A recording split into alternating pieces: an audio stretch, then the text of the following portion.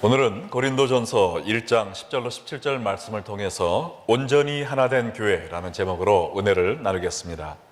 고린도전서는 많은 문제를 안고 있었던 고린도 교회에게 그 문제들을 극복하고 성숙한 교회가 되도록 권면하는 서신입니다. 고린도전서 1장 1절로 9절 말씀을 통해 먼저 감사의 글로 편지를 시작한 사도 바울은 오늘 본문에서 고린도 교회가 직면하고 있었던 첫 번째 문제에 대해서 말문을 열었습니다. 그 문제가 무엇이었는지 11절 말씀을 보겠습니다. 내 형제들아, 글로리의 집 편으로 너희에 대한 말이 내게 들리니 곧 너희 가운데 분쟁이 있다는 것이라. 고린도 교회가 당면한 문제 중 가장 큰 문제는 그들 가운데 분쟁이 있었다는 것입니다. 여기 나온 분쟁이란 말은 옷감을 찢는 것을 나타내는 말로 고린도 교회 성도들의 마음이 갈래갈래 나뉘어 하나가 되지 못했음을 의미합니다. 그러면 그들의 마음이 왜 하나가 되지 못했는가? 그 다음 구절을 살펴보면 12절에 이르기를 내가 이것을 말하거니와 너희가 각각 이르되 나는 바울에게, 나는 아볼로에게, 나는 게바에게, 나는 그리스도에게 속한 자라 한다는 것이니. 고린도 교회 분열의 근본적인 이유는 그들이 사람을 따라갔다는 것입니다. 각각 자기들이 선호하는 지도자들을 중심으로 파벌을 형성하여서 자기들과 성향이 다른 사람들을 비판하고 공격하는 당파 싸움이 벌어졌던 것이죠. 어떤 사람들은 우리는 바울파야 라고 이야기를 했습니다. 이방인의 사도로 부름받은 바울의 열정과 세계 선교 비전을 좋아했던 사람들이 뭉친 아마도 이방인들 중심으로 모인 모임이었던 것 같습니다. 또 어떤 사람들은 우리는 아볼로파야라고 이야기를 했는데, 아볼로는 지식이 많은 사람이었고 사도행전을 보면 성경에 능한 사람이었다라고 이야기를 하고 있습니다. 그래서 아마 지식인들을 중심으로 그의 탁월한 설교와 가르침을 좋아했던 사람들이 뭉친 모임 같습니다.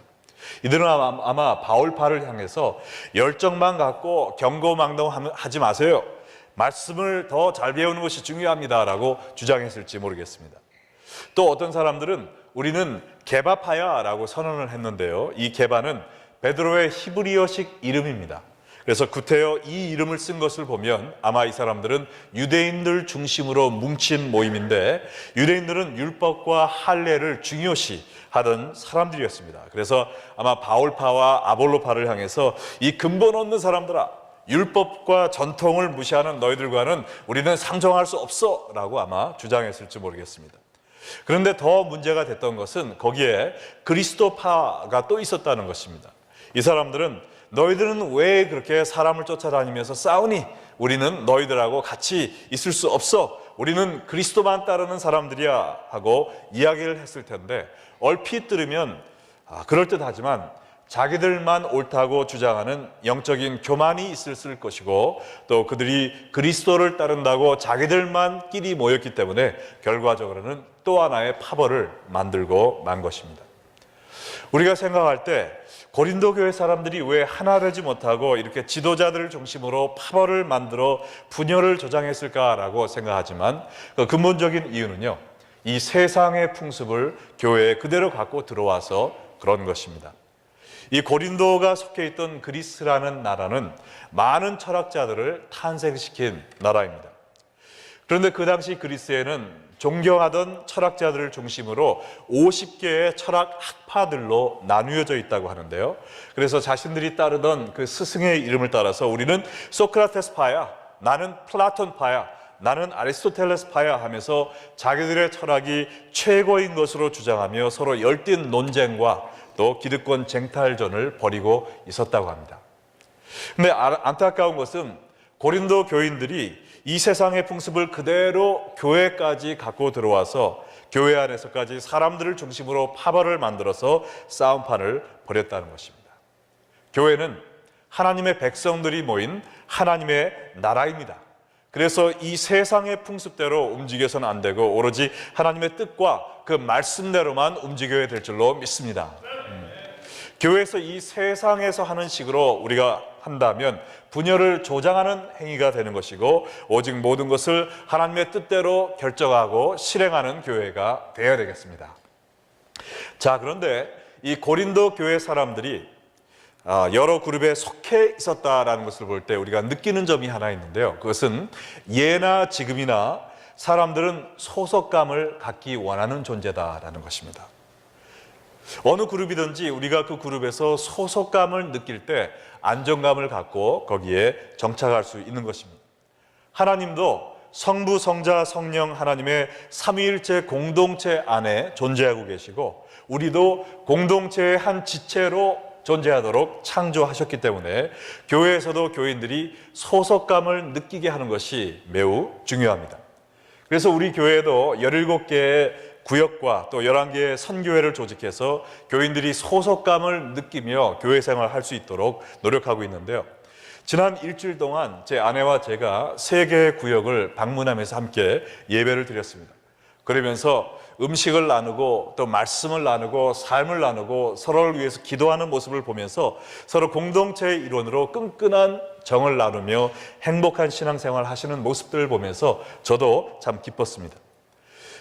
그러나 만약 우리 주위에 이 소속감을 느끼지 못하고 아직 구역이나 선교회에 출석하지 못하고 혼자 있는 분들이 계시다면 우리 교회 교인들께서 그분들을 따뜻하게 사랑으로 품으시고 우리 교회의 작은 공동체의 일원들이 되셔서 소속감을 갖고 기쁨으로 교회에 다닐 수 있도록 우리가 돌봐줘야 될 줄로 믿습니다. 왜냐하면 아무리 교회에 다른 이유가 좋아서 왔다 할지라도 이 교회에서 친구를 사귀지 못하면 이 교회에 소속감을 느끼지 못합니다. 그러다가 살그머니 교회를 못 나오게 되는 경우가 있는 것을 저희가 보게 됩니다. 그래서 우리 교회에서는 특별히 새로 오신 분들, 아직 소속감을 느끼지 못한 분들에게 내가 먼저 다가가서 따뜻하게 말을 건네고 그분들이 이 교회 오니까 정말 그리스도의 사랑이 충만해 라고 느낄 수 있도록 여러분들이 힘써 주시기를 부탁드립니다.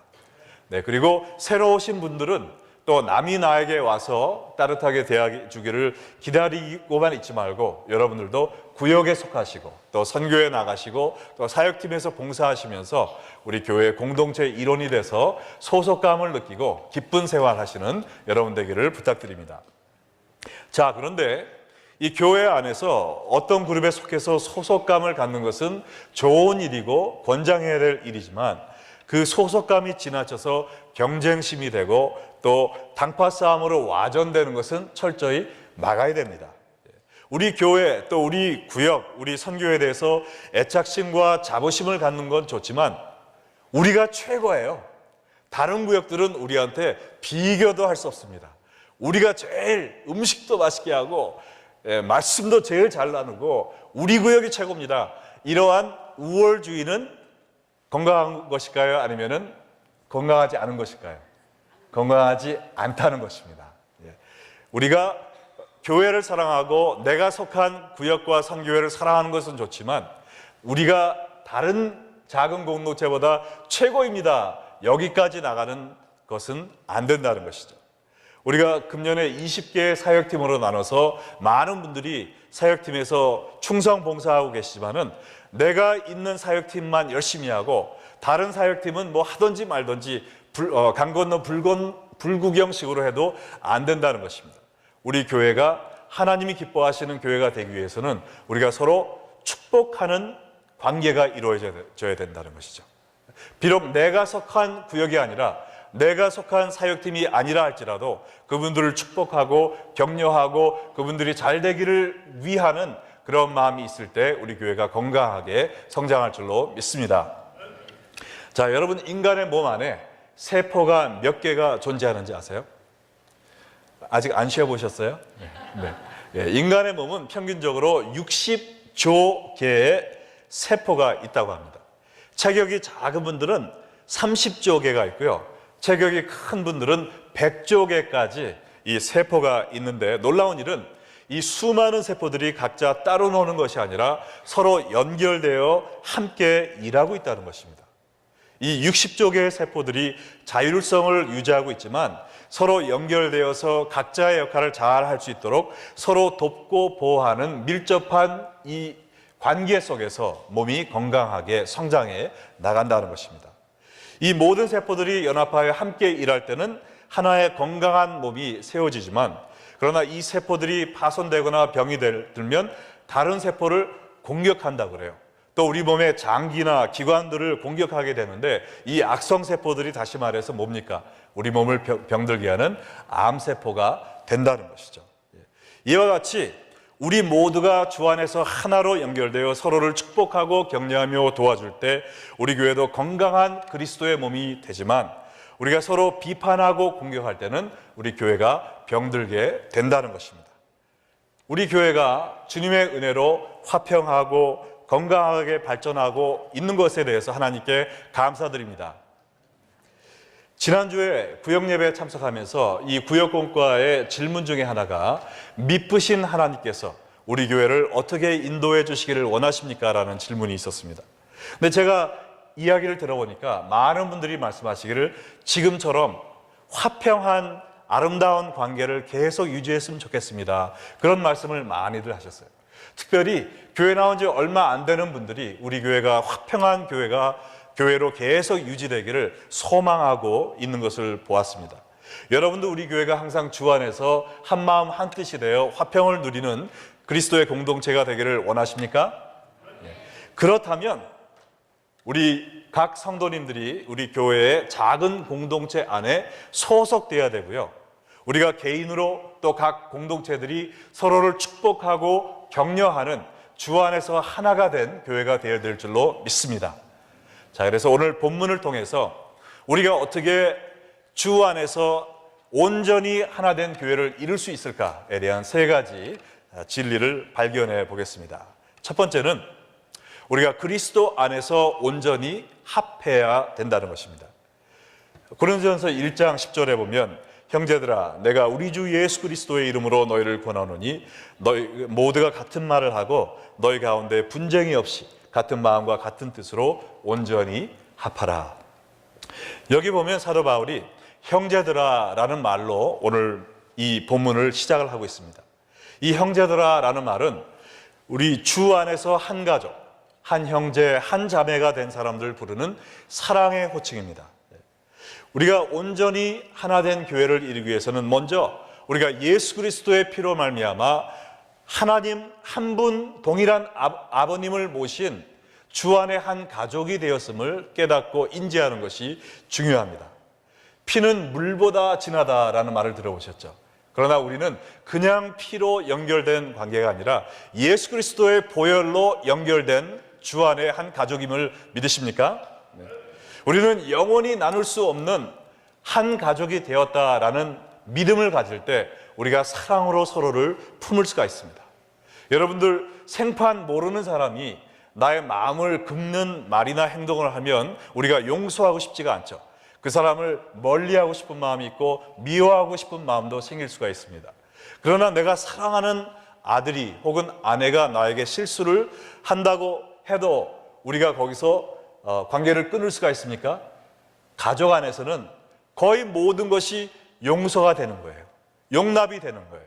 누가 실수를 할 때 다른 사람한테 가서 욕을 하는 것이 아니라 그 실수를 덮어주기 위해서 노력하는 것입니다. 왜냐하면 가족끼리의 그 끈끈한 사랑이 있기 때문에. 그러나 우리 예수 그리스도의 보혈로 말미암아 한 가족이 된 우리는요, 이 세상에서만 유효한 가족이 아니라 영원히 가는 가족입니다. 이 세상에서뿐만 아니라 천국에서도 서로 얼굴을 보고 살아야 돼요. 그러므로 이 세상에 있을 때부터 서로 사랑하는 법을 배워야 될 줄로 믿습니다. 우리 옆에 계신 분들과 한번 인사했으면 좋겠는데요, 손을 잡으시면서 형제님 혹은 자매님 하신 다음에 우리는 한 가족입니다 라고 인사를 해볼까요? 네. 우리는 한 가족입니다. 네, 얼마나 좋아요. 네, 너무 감사합니다. 네. 자, 형제들아 라고 이 애칭으로 이 오늘 편지를 연 사도 바울은 주 예수 그리스도의 이름으로 너희를 권하노니 그랬어요. 우리가 하나 되기 위해서는 서로의 다른 점을 문제 삼는 것이 아니라 서로의 공통점을 찾아야 됩니다. 어떤 공통점이요? 우리가 같이 즐겨하는 운동이 있는 것, 또 비슷한 업종에서 봉사하는 것, 이런 것도 공통분모가 될 수 있지만 이런 것들이 우리 모두를 다 하나로 묶을 수는 없어요. 그러면 우리 교회 전체가 하나 되기 위해서는 우리가 갖고 있는 공통 분모를 찾아야 되는데 그것이 뭘까요? 예수 그리스도입니다. 믿으십니까? 네. 우리를 사랑하사 우리 위해 죽으신 예수 그리스도를 믿고 감사하고 그의 기쁨이 되기 위하여 모인 공동체가 바로 우리 교회인 것입니다. 그러므로 우리가 함께 모였을 때 이 세상 얘기도 할 수 있지만 날씨 얘기도 하고 골프 얘기도 하고 뭐 낚시하는 것도 얘기할 수 있지만, 그러나 우리가 하나 되기 위해서는 무슨 얘기를 해야 되겠어요? 예수님 얘기를 해야 된다는 것입니다. 우리가 여행 갔다 온 얘기, 좋은 차 산 얘기, 우리 애들이 좋은 학교 간 얘기 할 수 있지만, 그것을 통해서 대화를 나누다 보면 갈라지는 관계가 생겨요. 나는 그 운동 안 하는데, 나는 그런데 못 가봤는데, 우리 애는 공부 못 하는데 하면서 연결고리가 끊어지는 것입니다. 그러나 우리가 모였을 때 예수님 얘기하는 거예요. 성도님은 어떻게 예수님을 만나셨습니까? 저는 이렇게 예수님을 만났습니다. 구원 간증을 나눕니다. 우리가 어떻게 예수님을 더 사랑할 수 있을까요? 깊은 교제를 나누게 하는 그러한, 저는 새벽 이슬을 통해서요, 성경 통독을 통해서요, 이 구역 모임을 통해서 신앙 간증을 서로 나눕니다. 그리고 우리가 어떻게 예수님의 기쁨이 될 수 있겠습니까? 하면서 힘들어도 주의 말씀을 순종한 얘기를 나누는 거예요. 전도하는 얘기를 나눕니다. 세계 선교에 대한 비전을 나눕니다. 우리가 예수 안에서 이야기하고 예수 안에서 사랑하고 예수 안에서 동일한 꿈을 꿀 때 우리 교회는 어느 누구도 흔들 수 없는 예수 그리스도의 몸이 될 줄로 믿습니다. 여기에 고난원이 그랬잖아요. 이 고난원은요, 간청하라는 뜻입니다. 사도 바울이 제발 덕분 주 안에서 한 몸이 되기를 바랍니다 라고 이야기를 했어요. 근데 예수 그리스도의 이름으로 권한다, 이 말은 예수님도 동일한 갈급한 심정으로 교회가 하나 되기를 원하신다는 표현입니다. 그러면서 바울이 어떤 얘기를 꺼내냐면 세례 얘기를 꺼내요. 14절로 16절에 보면, 나는 그리스도와 가이오 외에는 너희 중 아무에게도 내가 세례를 베풀지 아니한 것을 감사하노니 이는 아무도 나의 이름으로 세례를 받았다 말하지 못하게 하려 함이라. 내가 또한 스데바나 집 사람에게 세례를 베풀었고 그 외에는 다른 누구에게 세례를 베풀었는지 알지 못하노라. 아마도 그 당시에 이 여러 당파들이 교인들에게 세례를 베풀면서 그들을 자기의 당파로 끌어들이도록 했던 것 같습니다. 그래서 그랬는지 사도 바울은 사람들에게 직접 세례를 주지 않았어요. 자기 제자들을 통해서 세례를 베풀었습니다. 그래서 바울의 이름으로 세례 받았다라고 이야기하며 바울의 제자가 되기를 원치 않았던 거예요. 오로지 예수 그리스도의 이름으로 세례를 받고 예수 그리스도의 제자가 되기를 원했던 것입니다. 이 세례를 생각할 때요, 세례의 참뜻은 뭐냐? 한마디로 예수님과 연합하는 거거든요. 로마서 6장 3절에 보면 무릇 그리스도 예수와 합하여 세례를 받은 우리는 그의 죽으심과 합하여 세례를 받은 줄을 알지 못하느냐. 세례는 예수님과 연합하는 것입니다. 우리가 이 예수님과 하나 될 때 서로와 하나 될 수 있는 거예요. 내가 예수님께 더 가까이 갈수록 우리 교회 모든 성도님들이 예수님을 더 사랑하고 예수님과 더 연합하고 예수님과 더 깊은 교제를 나눌 때 우리가 주 안에서 더 가까워지는 것을 믿으시기 바랍니다.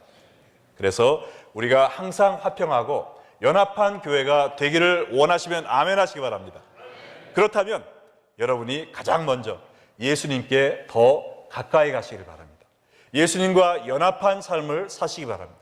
성경 공부를 통해서, 주일 예배를 통해서, 금요 미스바 집회를 통해서, 구역과 선교회 활동을 통해서 주님의 말씀을 순종함으로 말미암아 우리 모두가 예수님께 더 가까이 갈 때, 여러분 삼각형을 생각해 보세요.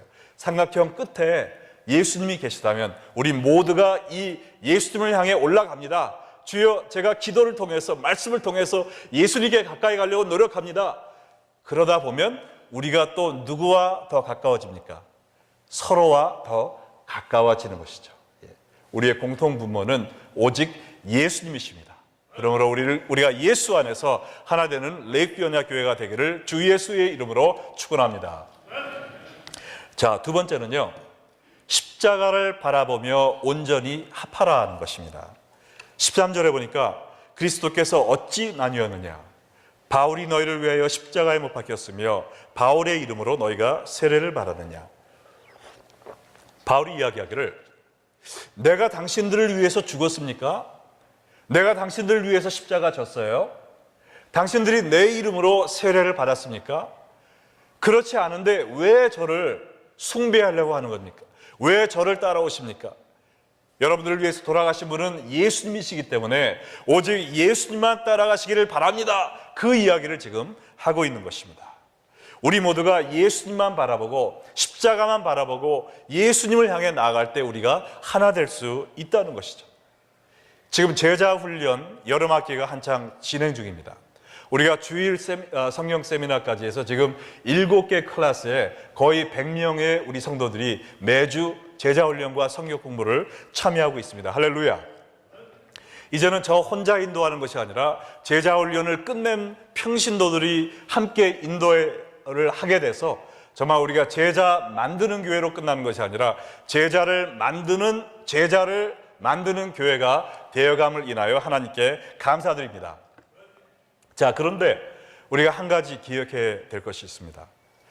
여러분이 따라가야 될 분이 누구냐 말이죠.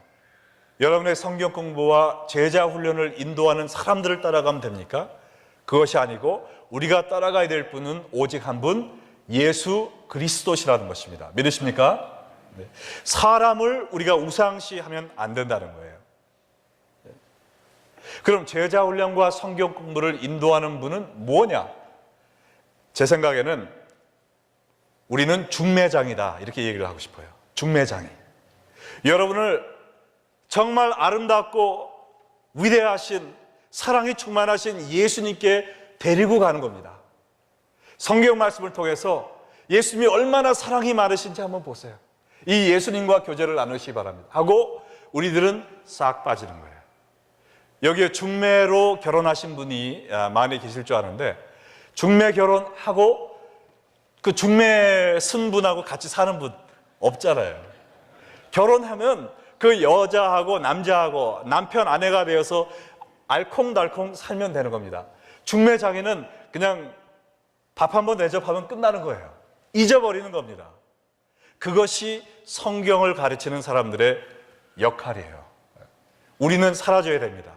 오직 여러분이 예수님만 바라보고 십자가 위에서 우리를 위하여 피 흘리신 예수님과 사랑에 빠지게 되면 우리의 역할은 다 끝난 것입니다. 할렐루야. 네. 자, 그래서 우리는 십자가에 달리신 예수님만 바라보고 나가야 되는데요. 예수님이 십자가에서 무슨 일을 하셨는가를 더 깨달아야 됩니다. 자, 예수님이 십자가에서 하신 일은요, 막힌 담을 허무시고 화평케 하는 일을 하셨는데, 한 가지 놀라운 사실은 하나님과 우리 사이에 막힌 담만 허무신 것이 아니라 사람과 사람 사이에 막힌 담을 허무시기 위해 돌아가셨어요. 에베소서 2장 13절로 16절에 보면, 이제는 전에 멀리 있던 너희가, 이 말은 유대인과 이방인들이 서로 미워하는 원수였던 것을 이야기하는 것입니다. 그리스도 안에서 그리스도의 피로 가까워졌느니라. 그는 우리의 화평이신지라. 둘로 하나를 만드사 중간에 막힌 담을 허시고 원수된 것 곧 의문에 속한 계명의 율법을 자기 육체로 폐하셨으니 이는 이 둘로 자기 안에서 한 새 사람을 지어 화평하게 하시고 또 십자가로 이 둘을 한 몸으로 하나님과 화목하게 하려 하심이라. 원수된 것을 십자가로 소멸하시고 그랬습니다. 예수님이 십자가에서 돌아가신 것은 하나님과 우리의 관계뿐이 아니라 사람과 사람의 관계를 화평케 하시기 위하여 돌아가신 것임을 믿으시기 바랍니다. 이 둘을 한 몸으로 하나님과 화목하게 하려 하심이라고 그랬어요. 우리가 다른 사람들과 원수로 지내면서 남들을 비난하고 비평하고 욕하고 저주하면서 하나님, 제가 주님께 사랑을 고백하러 예배 드리러 왔습니다 하면은 하나님이 기뻐하실까요? 그 예배 받으십니까? 받지 않으신다고 그랬어요. 너희가 예배 드리러 왔다가 형제와 원수 맺힌 것이 생각나거든 예물을 두고 가서 먼저 형제와 화목하고 그리고 와서 예배를 드리라고 그랬습니다. 우리가 하나님과 나와의 개인 관계가 중요하지만 그것뿐만 아니라 하나님은 우리가 둘이 한 몸이 되어 원수였던 사람들이 화목하고 하나가 되어 하나님과 화목하기를 원하고 계십니다. 하나님이 기뻐하시는 교회가 되기 위해서는, 하나님이 기뻐하시는 신앙생활을 하기 위해서는 나와 하나님과의 관계로 끝나는 것이 아니라 내가 성도들과 하나가 되어야 됩니다. 성도들을 사랑하고 축복하고 위해주고 염려해주고 격려해주고 주 안에서 하나 된 우리가 하나님께 나아갈 때 하나님이 진정으로 기뻐하시는 아름다운 교회를 이룰 수 있을 줄 믿습니다. 자, 마지막으로요, 우리가 복음을 위하여 온전히 합하라라고 하나님은 말씀하십니다. 17절에 보니까 그리스도께서 나를 보내심은 세례를 베풀게 하려 함이 아니요 오직 복음을 전하게 하려 함이로되 말의 지혜로 하지 아니함은 그리스도의 십자가가 헛되지 않게 하려 함이라 그랬습니다. 자, 하나님이 사도 바울을 보낸 이유는 복음을 위하여, 복음을 전하게 하기 위해 보냈다고 그랬습니다. 예수님이 우리를 보내신 이유는 뭡니까? 지상 최대 명령이 뭐죠? 너희는 가서 모든 족속으로 제자를 삼는 것입니다. 복음을 전파하여 영혼을 구원하고 제자 삼는 것, 이 목적을 위해 예수님이 우리를 보내셨고 또한 십자가에서 달려 돌아가신 거예요. 근데 이 복음 전파의 사명을 이루기 위해서 절대적으로 필요한 게 뭐냐? 교회가 하나 되는 것이랍니다. 믿으십니까? 자, 고린도전서 1장 10절에 뭐라고 그랬어요? 형제들아, 내가 우리 주 예수 그리스도의 이름으로 너희를 권하노니 모두가 같은 말을 하고 너희 가운데 분쟁이 없이 같은 마음과 같은 뜻으로 온전히 합하라 그랬습니다. 여기에 온전히 합하라라는 말이 직역을 하면 뭐냐? 찢어진 그물을 깁는 것을 의미합니다. 교회가 합한다라는 것은 찢어졌던 그물을 다시 깁는 것이래요. 자, 그러면 하나가 되지 못한 교회는 뭡니까? 한마디로 찢어진 그물이라는 겁니다. 교회의 사명이 뭐라고요? 영혼 구원에서 제자를 만든 겁니다. 그런데 찢어진 그물로 고기를 낚을 수 있습니까? 아무리 고기를 열심히 낚는다 해도 그 찢어진 그물 사이로 고기가 빠져나가게 돼 있어요. 새로운 물고기를 못 잡는 것, 그것도 당연하고요. 그것뿐만 아니라 어떻게 됩니까? 그물 안에 있던 고기까지 다 도망쳐 버린 겁니다. 여러분, 하나 되지 못한 분열된 교회에 새로운 사람들 찾아갑니까? 여러분들 교회가 한참 육박전을 벌이고 있는데 교회 안 다니는 친구한테 우리 교회 가자, 가서 예수님 만나자 할 수 있겠어요? 온다 그래도 제발 오지 마, 다른 교회 가, 이렇게 얘기할 수밖에 없는 게 사실 아닙니까? 그리고 분열된 교회에서는 있는 사람들도 교회를 떠나게 됐어요. 떠나서 다른 교회라도 가면 다행인데 교회를 완전히 떠나고 하나님의 품을 떠난 사람들이 얼마나 많습니까? 이것이 안타까운 우리의 현실이 아닙니까? 우리가 교회의 역할, 교회의 본분인 영혼 구원과 제자 훈련의 사역을 감당하기 위해서는 찢어진 그물을 기워야 됩니다. 그리스도의 사랑으로, 십자가의 보혈로 다시 싸매야 돼요. 그래서 이 그물에 찢어진 것이 다 수선됐을 때 우리가 다시 복음을 통하여 사람을 낚는 교회가 될 줄로 믿습니다. 여러분, 예수님의 가장 큰 소원이 뭔지 아세요? 예수님의 소원은 교회가 하나 되어 영혼 구원의 사업을 이루는 것입니다. 어떻게 아느냐? 예수님이 십자가 지시기 바로 전에 겟세마네 동산에 가시면서 기도를 한 그 내용이 요한복음 17장에 나와 있습니다. 거기에 보면 제자들을 위한 기도, 그리고 앞으로 예수님을 믿은 미래의 신도들을 위한 기도가 나와 있어요. 요한복음 17장을 쫙 살펴보면 예수님이 돌아가시기 전에 유언과 같은 기도였는데 오직 한 가지만을 위해서 5번을 기도했음을 알 수 있습니다. 다른 기도는 하지 않으셨어요. 오직 단 하나를 위하여 5번을 기도하셨습니다. 이 정도면 예수님의 가장 큰 소원이라고 우리가 인정해야 되겠죠. 그것이 무엇이었습니까? 아버지여, 교회가 하나 되게 하여 주시옵소서. 하나 되게 하여 주시옵소서. 아버지와 내가 하나인 것처럼 이 교회가 하나 되게 하여 주시옵소서. 이 간구를 5번이나 하신 것입니다. 그 중에 한 구절을 찾아보겠어요. 요한복음 17장 21절 다 함께 읽겠습니다. 아버지여, 아버지께서 내 안에 내가 아버지 안에 있는 것 같이 그들도 다 하나가 되어 우리 안에 있게 하사 세상으로 아버지께서 나를 보내신 것을 믿게 하옵소서. 이것이 바로 예수님의 소원이고 교회를 향한 예수님의 기도입니다. 우리가 하나 되는데 서로 이 세상의 것으로 하나 되는 것이 아니라 예수 안에서 성령, 성부, 성자 안에서 하나가 되는 것입니다. 삼위일체가 하나인 것처럼 우리가 하나님 안에서 하나가 되는데 교회가 온전히 합하여 하나가 될 때 나타나는 결과가 무엇입니까? 세상으로 아버지께서 나를 보내신 것을 믿게 하옵소서. 이 세상이 예수님이 우리의 구세주라는 것을 믿기 위해서 교회가 해야 될 것은 가장 먼저 뭐라고요? 하나 되는 것입니다. 하나님과 예수님이 하나인 것처럼 우리가 도저히 끊을래야 끊을 수 없는 그리스도의 피로 맺은 혈연관계, 영원한 혈연관계가 된 우리는 가족이다 라는 마음을 가지고 이 사랑으로 서로를 품고 섬기고 용서하고 축복하고 격려할 때 우리가 교회 문을 망치로 못으로 막 잠궈도요 사람들이 유리창 깨고 들어옵니다. 나 이 교회 다니고 싶어요. 나 이 교회에서 하나님 만나고 싶어요. 저도 살아계신 성령 체험하고 싶어요. 이 교회 문을 막 두드립니다. 그러나 우리가 아무리 밖에 나가서 열심히 전도한다 할지라도 사람들이 우리 교회에 올 때 우리 안에 그리스도의 사랑을 느끼지 못한다면 미꾸라지 빠져나가듯이 슬며시 빠져나갈 수밖에 없습니다. 여러분, 우리 교회가 화평을 이루는 교회, 또 예수님의 소원인 영혼 구원을 하는 교회가 되기를 원하십니까?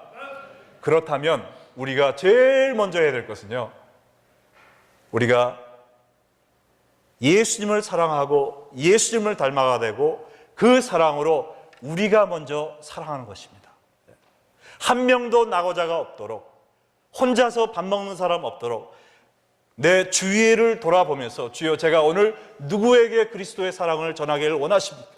그러한 뜨거운 사랑으로 서로를 섬기고 받들어주고 이끌어주고 우리가 예수 안에서 하나 된 공동체가 될 때 하나님께서 우리를 구원의 방주로, 이 시카고의 복음을 전하는 등대의 역할로, 이 세계 온 방방곡곡에 선교사를 파송하고 많은 영혼을 구원하며 제자 삼는 하나님이 기뻐하시는 교회로 삼으실 줄 믿습니다. 이런 교회가 되도록 오늘부터 지금 우리 교회가 사랑이 충만하고 화평하지만 한 걸음 더 나가서 더 사랑하고 더 섬기고 더 축복하는 그런 레이크뷰 언약교회 성도들 되시기를 예수 그리스도의 이름으로 축원합니다. 다 같이 기도하겠습니다.